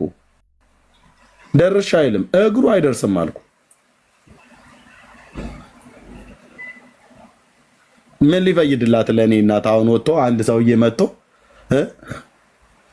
የሆኑ ቄሶ የተሰብስበው መጣው ማይሰራ ኃጢአት እግዚአብሔር ይፍታ ብሎ እራሱ እኮ አልተፈታም እኮ እንኳን ሊፈታ እና ለወላጆቻችሁ እንደዛ አድርጉላቸው። ሲሞቱ ምንም አይጠቅማቸውም። የምናበላው የምታጠጡት የምታበሉት ለቄስ እንጂ ለእነሱ ምንም የሚጠቅማቸው ነገር የለም። በህይወት ሳሉ ግን እናት ናት፣ በማንም አትተካም። አባት አባት ነው። ወላጆች ናቸው፣ በማንም አይተኩም። ጠይቋቸው። ማሚ ምን ጎደለሽ ብላችሁ ጠይቁ። አንዳንድ ልጅ በጣም አረመኔ ነው። አስቤዛ ጠይቋቸው። ዘይት አጥተው እናት ማልቀስ የለባቸውም። አንተ ሞልቶ ለማይሞላ ለዚህ ዓለም ነገር እየተሯሯጥክ ማለት ነው። በተለይ ገጠሪቱ ኢትዮጵያ ውስጥ ቤተሰብ ያላችሁ የከተሞቹም ቢሆኑ ልክ እንደዛው ናቸው። አንተ ያለ የሆነ መኪና ልትገዛ፣ አንተ ያለ የሆነ ቤት ልትገዛ አስበህ ዘይት መግዣ አጥተው ማሚ ሲንገላቱ በማግስቱ ቢሞቱ ምን ይሰማሃል? የዘይት ዋጋ ጣሪያ ነክቶ ማለት ነው። መግዛት አቅቷቸው ስኳርማ ካዩ ቆይተዋል ማለት የስኳር ቡና መጠጫ ፕሊዝ በጌታ ኦኬ። ጋር ያልተነሳ መቼም ስለ ወላጆቹ እንደዚህ ተብሎ ሰው ሊመከር አይገባም። ግን ዝም ብዬ አላወራም። እግዚአብሔር ምስክሬ ነው። እናቶቻችሁ አባቶቻችሁ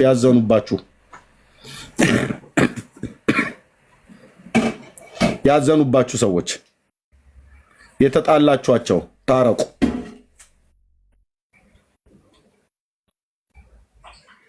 በሃይማኖት ጉዳይ እንኳን ራሱ ይጂ አንቺ መናፍቅ ውጭ ምናምን ነገር ብለው እንኳን አባራዎች ከሆነ የእናት ልብ ልጄ እኮ እያለች ነው ማለት ደውለው ሊያገኙ ስላልፈልጉ ነው። እና አኩርፋችኋቸው አትቀመጡ። መልሳችሁ እናንተ ደውሉ። ኢየሱስ እኮ ብዬ ስላልኩ ኢየሱስ ጌታ ብዬ ስላልኩ ነው እኮ ኤርሚያስ ከቤት ያስወጡኝ። እንዴት አሁን መልሰምና እጤ ተነሽና እንደገና ስልክ አንስተሽ ደውለሽ አውሪያት ማሚን መልሰ እንደገና ስልክ አንስታ አውራው ዳዲን ስለ ኢየሱስ ነው ውጣ ያሉ። እንኳንም ውጣ አሉ። ታዲያ ምን ልታረግ ነው? ታዲያ ውጣ አሉ እና በዛ ቂም ልትይዝ ነው? እኔ እንዴት ከቤት ውጭ ብላኝ አሁን ቡና ግዢላት እንዴት ልብሽ ግዢላት ብለህ ትላለህ? ግዴታ ነው። ግዛላት። ውስጣችን ያለ የክርስቶስ መንፈስ የርህራሄ የይቅርታ አምላክ ነው። እኔ እኮ በምልክላት ገንዘብ እኮ ነው ስንዴ ገዝታ የኪዳነ ምሕረትን ዳቦት በምትደፋው። ይድፉ፣ አንተ ስጣቸው። አንተ ዋናው እናትን ደስ ማሰኘት ላይ ነው ታርጌቱ። እሳቸው ምን ያደርጉታል? ገንዘቡን ስትልክ ከፈለጉ ይበትኑት። እኛ ዋናው ቤተሰቦቻችንን ለማዳን ከሆነ ፍቅር ልናሳያቸው ይገባል። ኦኬ፣ ግዴታችንም ስለሆነ የኔ እናንተን እኮ ካካ ጠርገው እኮ ነው ያሳደጉን። ግዴታ ነው፣ ግዴታዬ ነው። እላቸው ላይ ስናቀረሽባቸው፣ እላቸው ላይ ቮሚት ስናደርግ፣ ጀርባቸው ላይ ሁሉ ጭምር በሽንታችን ጀርባቸው ተልጦ ነው ያሳደጉን።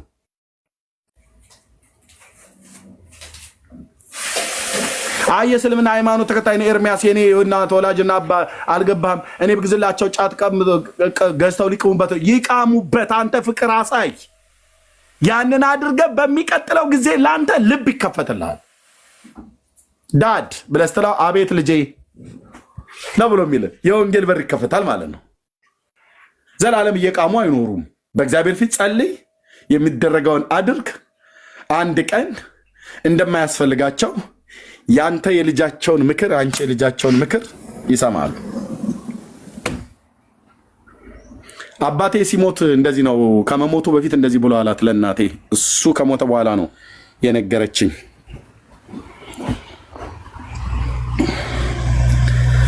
ለአባትህ ገዝተህ የሰጠው መጽሐፍ ቅዱስ እኛ ቤት አለ አለችኝ መጽሐፍ ቅዱስ ብቻ አይደለም ቴፕ ግዛልኝ ብሎኝ ቴፕ ገዛውለት ይሄ 6 ድንጋይ ይጎርሳል የተባለው ትልቁ ማለት ነው እና የማንን መዝሙር ነበረ በወቅቱ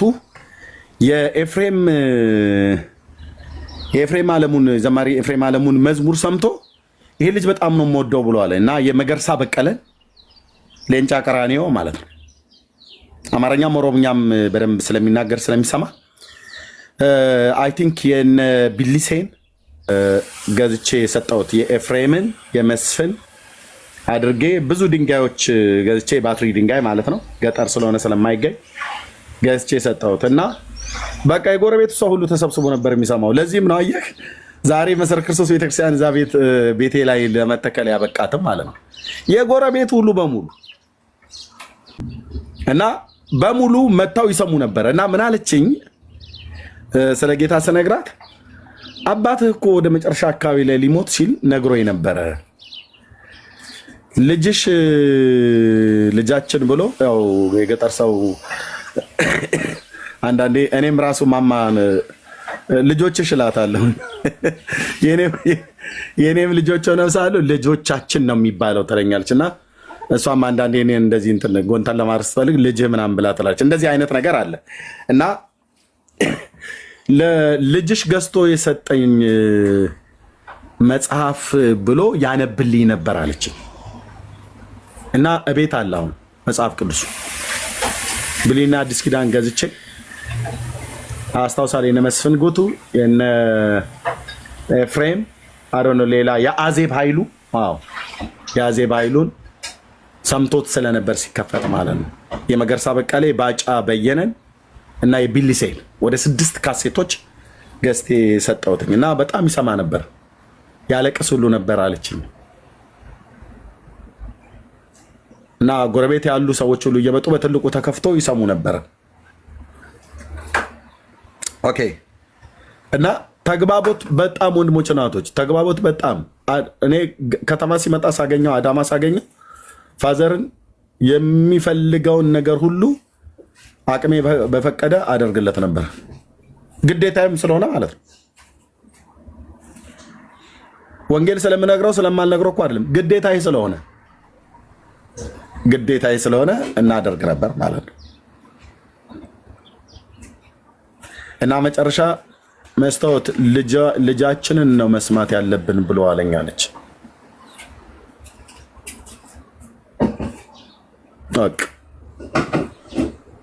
ምን ወስዶ እንደሞተ ባላቅም ፋዘር እዚሁ እያለው ነው የሞተው ለዛ ለነገርኩት ውሳኔ ወስኖ ይሆን አልወሰነ ይሆን አላቅም እዚሁ እናንተን እያገለገልኩ ነው የሱ ታላቅ ወንድም ቄስ ነው አለለ ተባለለት የተፏጨለት ድምጻዊ ቄስ ማለት ነው በገጠሩ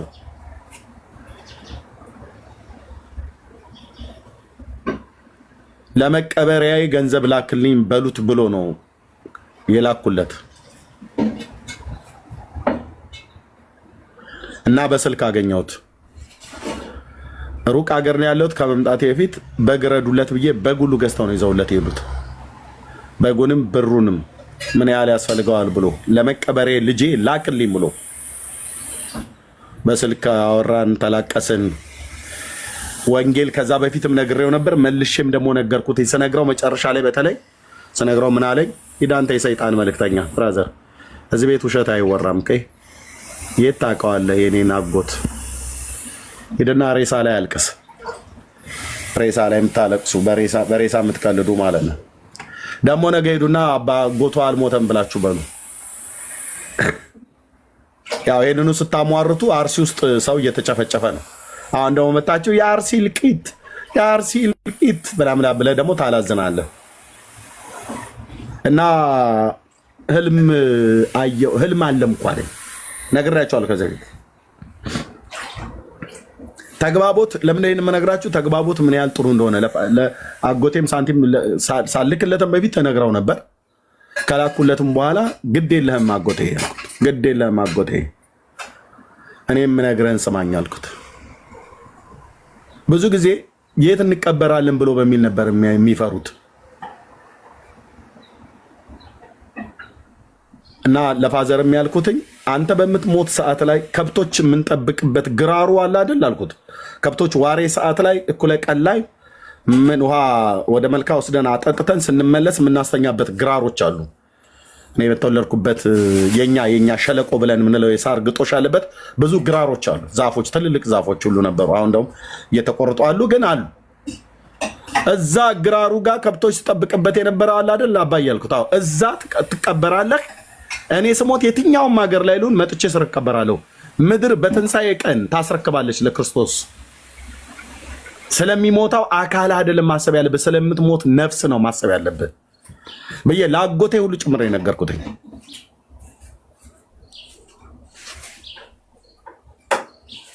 ኦኬ መቀበሪያ ስላሴ ቤተክርስቲያን ግቢ ስለተቀበርክ ስላልተቀበር አይደለም። ያው ግን በወቅቱ አልሰማም እና ሲቀበር ስላሴ ቤተክርስቲያን ግቢ ነው የተቀበረው። ታዋቂ ሰዎች የሚቀበሩበት ምርጥ የሚባለው ቦታ ማለት እንደ ቤተክርስቲያኒቱ ስርዓት ምርጥ የሚባልበት ቦታ። ምክንያቱም አባቴ መሬት አንቀጥቅጥ ወንድ ነው እኮ አልኩህ። ወንድ ማለት ነው።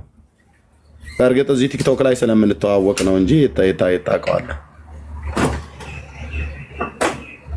ወንድ ማለት ወንድ ነው። ሄድና አርባ ጉጉ ብትጠይቅ ስሙን ገና ስትጠራ አይተንፍሶ አበበ ተብሎ ሲባል ማንም ያውቀዋል። እስላም ክርስቲያኑ ጋሽዬ ነው ብለው የሚሉት እንጂ አንድ ሰው አፉን እንኳን አይከፍትም።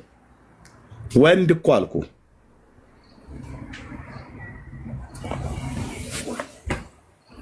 እና ፋዘር በእንደዛ አይነት ነገር ነው አልሰማም። እና ምን ተግባቦት ግን በጣም ይጠቅማል ልላችሁ ነው ይሄን የምነግራችሁ። ተግባቦት በጣም ይጠብቃል። ሳሚ እየሄድክ እሺ፣ እየሄድክ አሁን አዛኛ አትመስሉ። እየሄዳችሁ አርሲ ውስጥ ስለሞቱ ሰዎች አሁን ኦርቶዶክሳውያን እናንተ ልታዙ ነው። ለእኔ ዘመዶች ነው አንተ የምታዝ ነው እዛ ለሞቱት። እኛ እኮ ሀዘን ላይ ነን ያለነው እያለቀስን ማለት ነው። ደግሞ እዚህ መታ አንተ ድምፃችን ይሰማ ብለህ ወደ ነጮች ለምጮኸው ጩኸት ማለት ነው።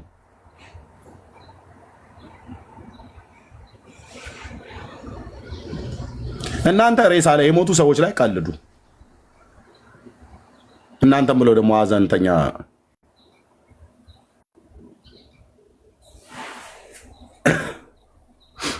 እና ፋዘርን ነገርኩትኝ፣ አጎቴንም ነገርኩት። አጎቴን ስነግረው መጨረሻ ላይ ወንድሞቼ እናቶቼ እዚሁ እናንተን እያገለገልኩ እያለሁ ቲክታክ ላይ አጎቴ ያልኩትኝ ቪዲዮ ላይ አርጉልኝ ብዬ እያየሁትኝ የምድር ዘመንን ጨርሰህ ልትሄድ ነው፣ ለመቀበሬ ገንዘብ ላክልኝ ብለኸኛል። እኔ አገልጋይ ነኝ፣ ክርስቶስ ነው የማገለግለው፣ ግን ካለኝ ላይ ልኬልሃለሁ።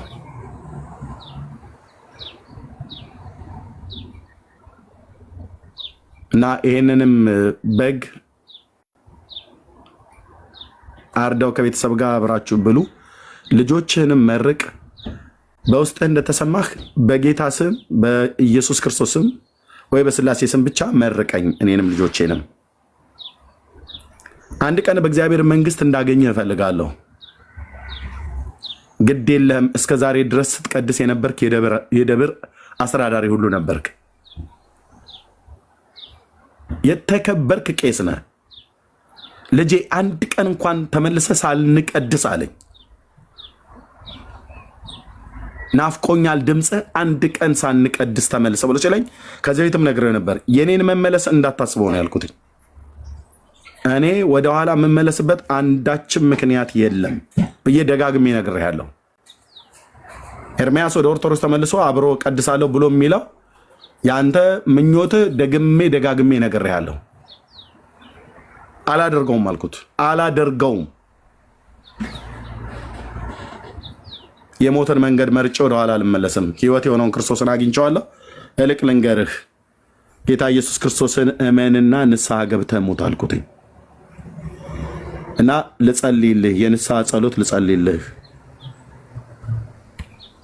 አልኩትኝ እና ይገርምሃል። ቆይ ልጅ ያለኝ ጌታ ምስክር አጎቴ ማለት ነው። ይገርምሃል ህልም አየሁኝ አለ። ምን ህልም አየህ እያልኩት፣ ነጭ ልብስ የለበሰ ሰው በሩቅ ሆኖ ፊቱን አላየው። ነጭ ልብስ የለበሰ ሰው እንደዚህ ብሎ ይናገረኛል። በእግዚአብሔር እመኑ በእኔም ደግሞ እመኑ ብሎ የሚል ቃል ነገረኝ እና መጽሐፍ ቅዱስ ላይ አለ ወይ እንደዚህ አይነት ቃል አለኝ። አዎ አለ አጎቴ ያልኩት። የዮሐንስ ወንጌል እኮ ምዕራፍ 14 ቁጥር 1 እኮ የሚናገረው ይህንን ነው ብያልኩት እና ስነግረው በግዕዙ ስለሚያውቀው አለው። በግዕዙ ማለት ነው። እሱ ቃል እኮ ነው እና ለምን ያለ ይመስላል አልኩት።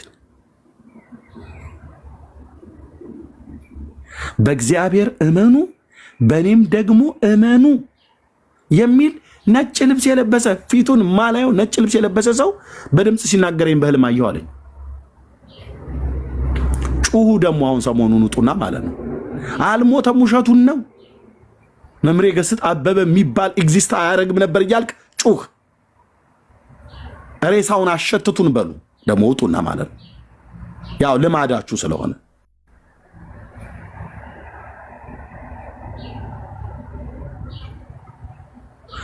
አጎቴ ይሄው ዮሐንስ ወንጌል መጽሐፍ ምዕራፍ 14 ላይ ያለን ሰው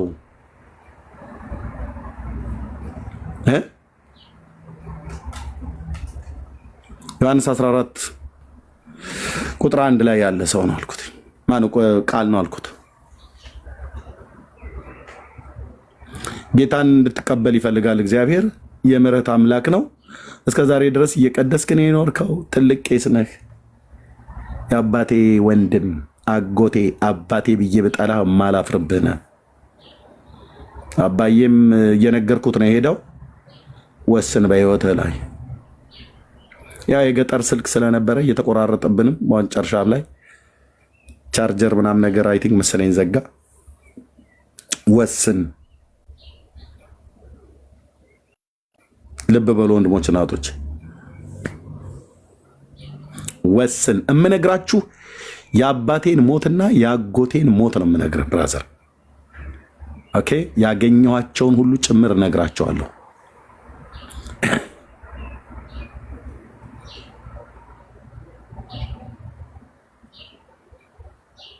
በህይወት እያሉ ተግባቦት ለመፍጠር ብራዘር፣ ይሄንን ያህል እንዲሰሙኝ ውሳኔው እነሱ እጅ ላይ ነው ያለው። ይሄን ያህል ግን እንዲሰሙ እኔ እንደ ልጅ እነሱም እንደ አባት አባቴም እንደ አባት የአባቴም ታላቅ ወንድም አባቴ ነው፣ አጎቴ ማለት ነው፣ አባቴም ነው። አባቴን አባዬ ብዬ በምጠራበት ብጠራው ማላፍርበት አጎት ነው።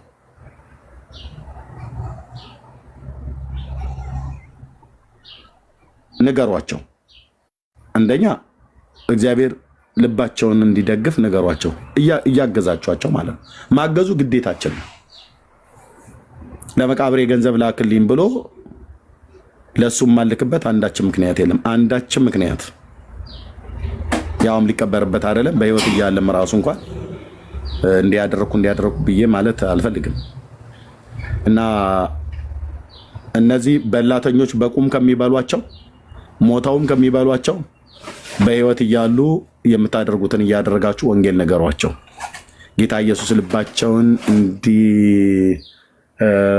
ወደ እምነት ወደ መዳን እንዲያመጣ ንገሯቸው። ለወላጆቻችሁ አድርጉ።